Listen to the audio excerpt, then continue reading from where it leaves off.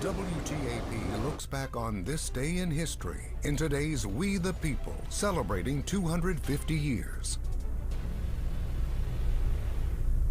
On June 18, 1812, the day after the Senate followed the House of Representatives in voting to declare war against Great Britain, President James Madison signs the declaration into law, and the War of 1812 begins. The American War Declaration, opposed by a sizable minority in Congress, had been called in response to the British economic blockade of France, the induction of American seamen into the British Royal Navy against their will, and the British support of Indian tribes along the Great Lakes frontier. A moment to reflect, a time to remember.